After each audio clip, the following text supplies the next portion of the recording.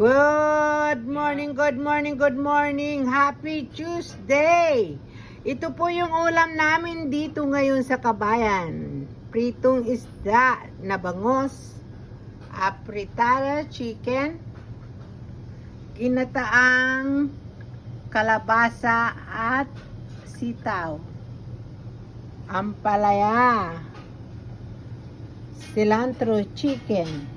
Of course, hindi maalis yung tinuguan, adobong baboy, adobong manok, sinigang, at saka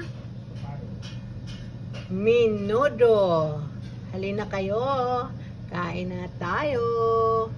And thank you for watching. See you in my next video. God bless. MMCC.